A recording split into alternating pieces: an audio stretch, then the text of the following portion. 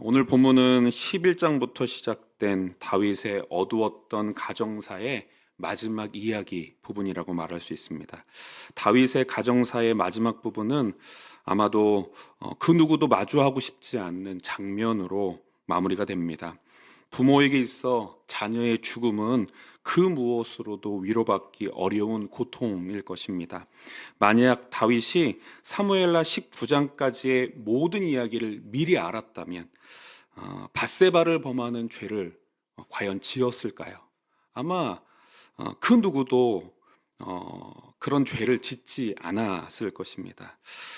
죄의 영향력은 정말 놀랍습니다. 다윗의 죄는 인과론적 차원에서 매우 끔찍한 열매를 맺게 되는 것입니다.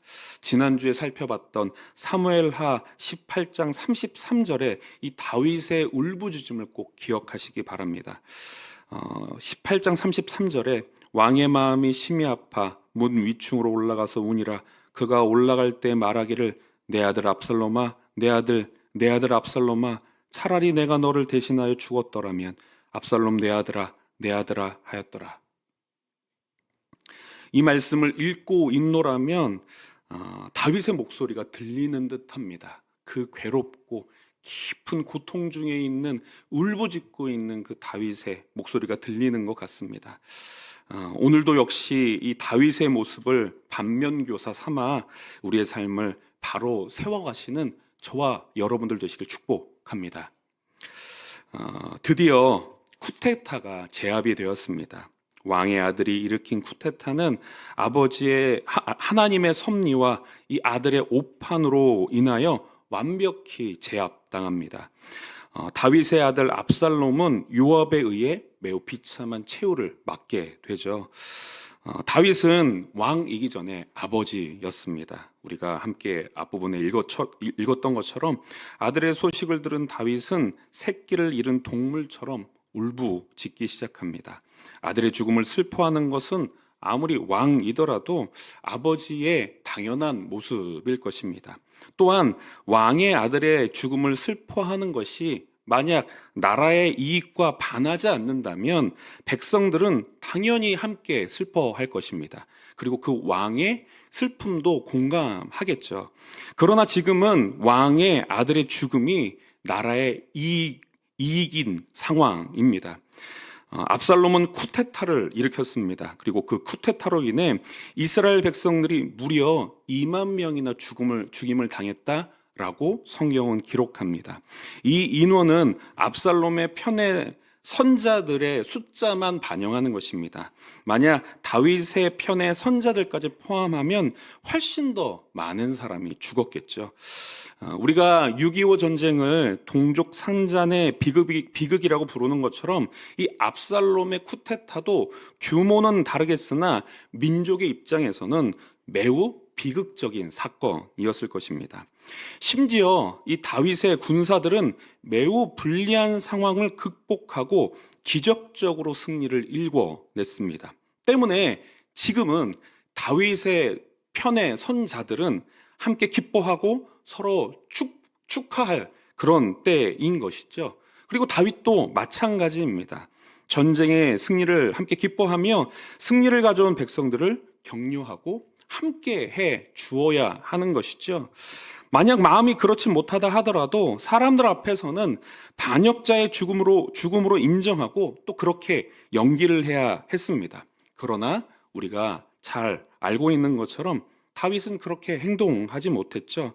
2절 말씀을 보시면 다윗이 압살롬으로 인해 슬퍼한다는 소식이 온 백성에게 전파됐다라고 설명하고 있습니다. 사무엘서의 저자는 그 당시의 여론을 우리에게 보여주는데요. 다윗이 슬퍼한다는 소식은 곧 백성에게 슬픔이 되었습니다. 3절 말씀을 다 같이 한번 읽어보도록 하겠습니다. 시작. 그날의 백성들이 싸움에 쫓겨 부끄러워 도망함같이 가만히 성읍으로 들어가니라. 지금 다윗의 편의 선자들, 전쟁에서 승리한 자들이 어떤 감정을 느끼느냐? 꼭 전쟁에서 패해서, 전쟁을 잘 치러내지 못해서 패해서 부끄러워 도망하여 자기 집으로 도망간 자들처럼 그런 심정으로 부끄러움을 느꼈다라고 성경은 설명하고 있습니다.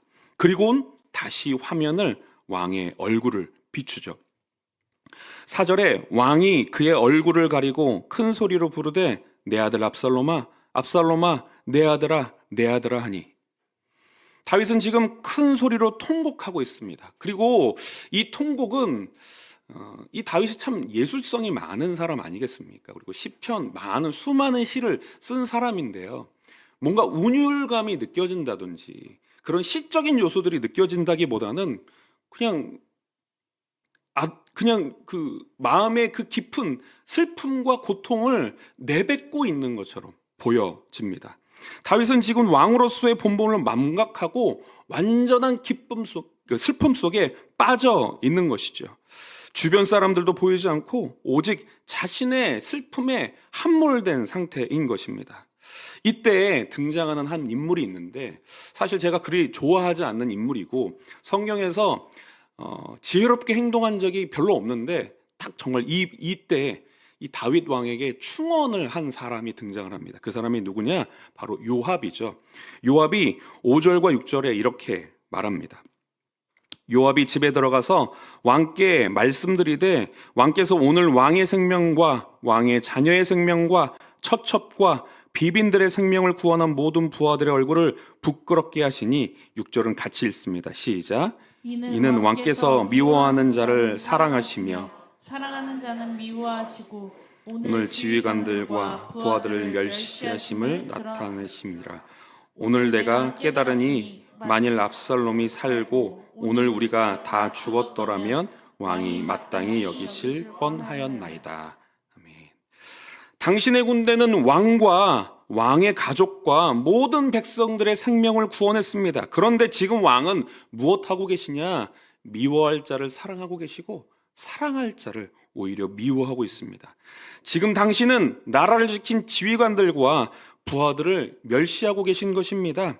그러니 7절에 이렇게 요압은 권고합니다. 이제 곧 일어나 나가 왕의 부하들의 마음을 위로하여 말씀하옵소서. 내가 여호와를 두고 맹세하옵나니 왕이 만일 나가지 아니하시면 오늘 밤에 한 사람도 왕과 함께 머물지 아니하리라. 이렇게 충언하는 것입니다. 다윗은 요압의 충언을 듣고 8절과 같이 행동을 합니다. 우리 8절의 말씀 마지막으로 다 같이 읽겠습니다. 시작. 왕이 일어나 성문에 앉음에 어떤 사람이 모든 백성에게 말하되 왕이 문에 앉아 계신다 하니 모든 백성이 왕 앞으로 나아오니라. 이스라엘은 이미 각기 장막으로 도망하였더라. 아멘. 다윗은 슬퍼하기를 멈추고 성문에 앉아서 자신과 함께 싸운 자들을 위로하고 격려하기 시작합니다. 그리고 8절 뒷부분에 이스라엘이 모두 도망했더라 라고 말했던 그 이스라엘은 압살롬과 함께 싸웠던 자들을 말하는 것이거든요. 그래서 압살롬과 함께 쿠데타를 일으켰던 자들은 합당한 수치를 당하게 되는 것입니다. 그럼 다윗은 요압이 충언을 하기 전까지 왜 이와 같이 행동을 했겠습니까? 저는 이 다윗이 이 상황에서 어떻게 행동을 해야 하는지 저는 모르지 않았다고 생각을 합니다. 평소에 다윗이라면 당연히 지혜로운 왕처럼 행동을 했을 것입니다. 그러나 지금 다윗은 왕으로서 하지 말아야 할 행동을 하는 것이죠. 왜 그렇습니까? 이전에 일어났던 모든 일, 암논의 범죄, 암논이 압살롬에게 살해된 것, 압살롬의 증오, 압살롬의 쿠데타, 수많은 백성들의 죽음, 그리고 결국 압살롬이 죽음에 이르게 된 것, 이 모든 일에 자신이 큰 책임을 가지고 있다고 생각했기 때문 아니겠습니까? 다윗은 알고 있었습니다. 다윗의 반역과 죽음에, 또 수많은 이스라엘 백성들의 죽음에 자신의 큰 책임이 있다는 것을 알고 있었습니다. 이렇게 스스로 마음에 되뇌이고 있었을지도 모르겠습니다. 압살롬의 마음을 들여다보고 마음을 위로해 주었더라면, 그때 암논을 징계했더라면, 그때 다말의 마음을 위로해 주었더라면, 내가 더 잘했으면 압살롬이 이렇게 민족에게 큰 아픔을 주지 않았을 텐데, 그리고 압살롬이 이렇게 죽지 않았을 텐데 스스로 생각하고 있었던 것이죠.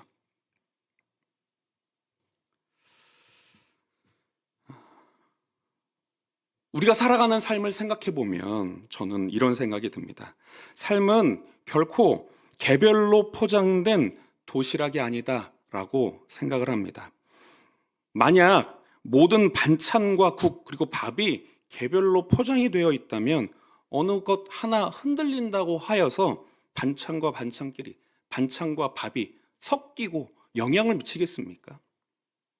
안 그러겠죠. 그러나 우리의 삶은 꼭 한 통에 포장된 도시락과 같지 않나라는 생각을 합니다. 꼭 옛날 도시락 안에 밥과 김치, 이런 다양한 반찬들이 함께 있는 것처럼 이 한 통에 포장된 도시락은 조금만 흔들리면 모든 반찬과 밥이 섞이곤 합니다.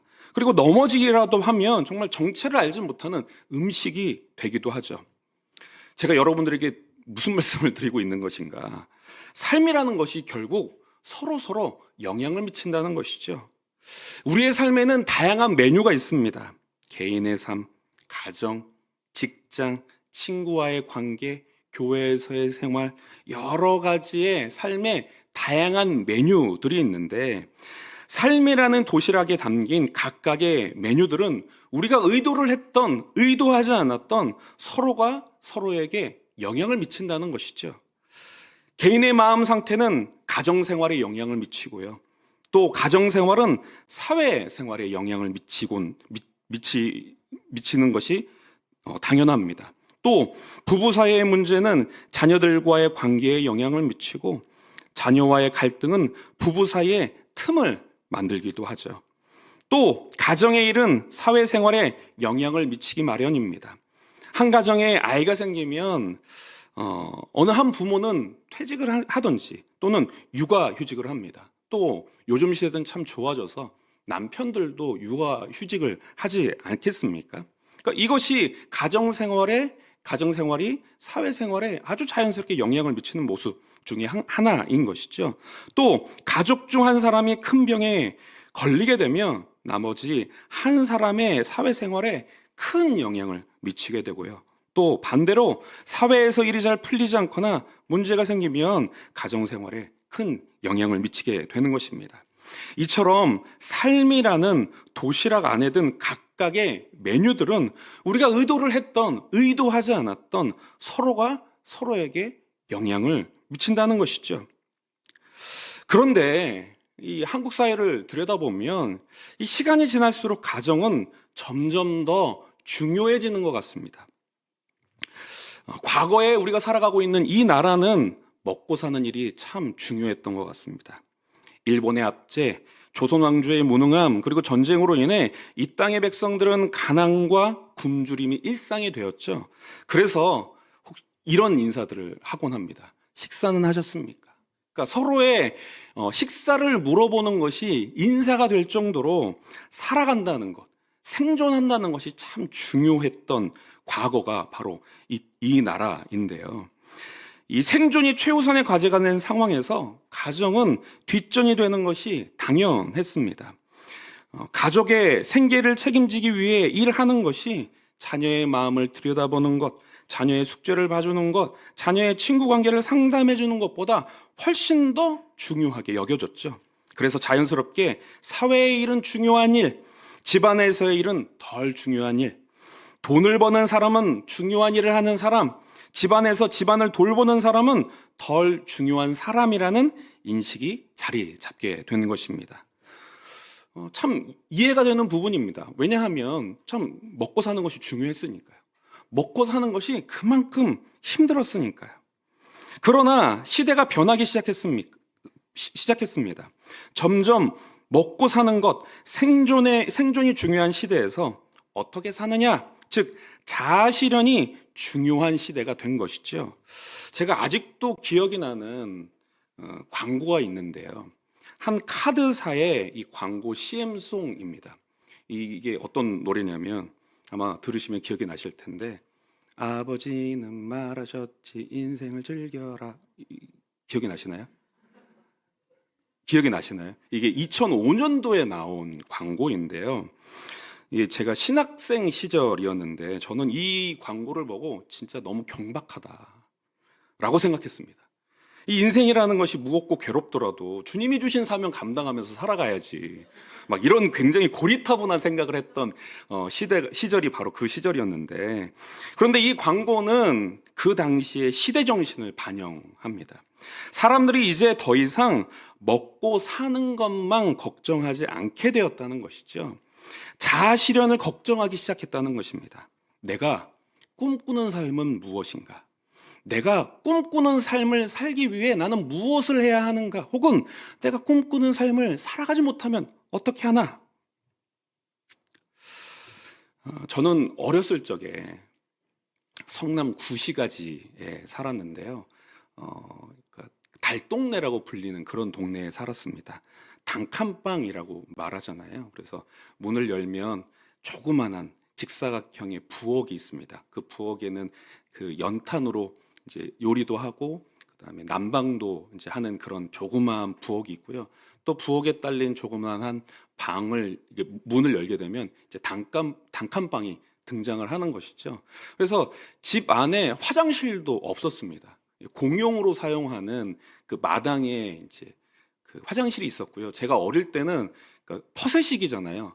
아이가 거기를 못 앉으니까 아마 그랬던 것 같은데, 이제 저기 마당에서 이렇게 볼일을 봤던, 신부지를 깔고 볼일을 봤던 그런 기억이 있는데요. 그런데 저희 부모님들을 생각을 하면 그런 삶을 사셨던 것, 그런 공간에서 사셨던 것을 전혀 부끄러워하지 않으셨던 것 같습니다. 왜냐하면 그 당시는 다 그렇게 사셨으니까요. 살아가는 것이 중요한 시대였으니까요. 그런데 언젠가부터 바뀌기 시작했죠. 만약 지금 이제 결혼을 막 하는 신혼부부들에게 그런 집에서 신혼생활을 시작해라 라고 한다면, 공짜로 준다고 해도 누가 거기서 살아가겠습니까? 왜냐하면 요즘 살아가는 사람들은 훨씬 더 분명하고 훨씬 더 풍요로운 삶을 꿈꾸기 때문입니다. 그리고 그들이 꿈꾸는 인생에서 가정은요, 매우 중요한 자리를 차지하고 있는 것이죠. 가족들과 함께 여가를 보내고, 함께 여행을 가고, 함께 신앙생활을 하는 그림이 그들의 꿈속에, 그들의 삶 속에 자리하고 있는 것입니다. 여러분 혹시 대만 여행 가보셨습니까? 저는 아직 가보지는 못했는데, 대만에 가면, 대만 타이페이를 가면 101 타워라는 그 건축물이 있다고 합니다. 이 사진을 한번 보여주시겠습니까? 그런데 이 101 타워에는 매우 특별한 장치가 있는데요. 이 대만이라는 곳이 지진이 잘 일어나는 곳이기 때문에 그 지진을 대비하기 위해서 거대한 추가 이 타이페이 101 타워 안에 이제 장치되어 있다는 것이죠. 지름이 무려 5.5m고요. 무게가 660톤이래요. 그래서 바람이나 지진으로 인한 외부의 진동을 상쇄해주는 역할을, 저기 이제 메스 댐퍼라고 이제 쓰여 있는데, 저 거대한 추가 바로 그런 역할을 한다는 것입니다. 만약 이 타이페이 101 타워에 이 거대한 추가 없다면 당장 무너지지는 않겠지만 강풍이나 지진에 훨씬 더 많이 흔들리게 될 것이고요.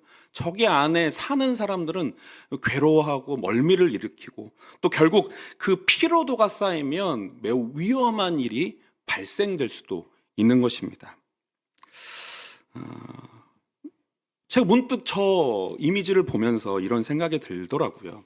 요즘 사람들에게 가정이 바로 이와 같은 역할을 하는 것 아닌가. 아니면 요즘 시대 사람들이 가정이 바로 저런 역할을 해주기를 바라는 것 아닌가. 101 타워의 거대한 추처럼 가정은 각 인생의 무게중심을 잡아주는 역할을 합니다. 가정을 잘 돌보면은요, 외부의 충격에도 크게 흔들리지 않고 안정적으로 버틸 수 있는 힘을 주는 것이죠. 서로가 서로를 지키고 보호하며 세상에서 얻은 피로를 회복하는 곳이 되는 것입니다. 오히려 세상으로 나아가 힘을 발휘할 수 있도록 지혜와 능력을 제공하는 공간과 관계가 되는 것이죠. 많은 요즘 사람들은 가정이 바로 그런 곳이 되기를 기대하고 있습니다. 그런데 우리가 오늘 읽었던 이 다윗의 인생은 어떻습니까? 다윗은 지금 정반대의 인생을 살아가고 있는 것입니다. 다윗의 인생에서 가정은 결코 그 자신의 인생의 삶의 다른 부분에 긍정적인 영향을 미치지 못하는 것이죠. 오히려 다윗이 지키지 못한 가정이 다윗의 모든 삶을 무너뜨릴 했습니다. 그래서 아마 이 사건이 있는 후에 다윗 앞에서 자기 자식 자랑 할 수 있겠습니까? 제 아들 요즘 너무 잘 크고 있어요. 제가 제 자식과 너무나 좋은 관계를 맺고 있습니다라고 다윗 앞에서 감히 말할 수 있겠습니까? 왜요? 다윗은 그 가정 생활을 아주 실패했고 가정을 제대로 지키지 못해 그 가정으로 인하여서 그의 인생이 무너질 뻔했거든요.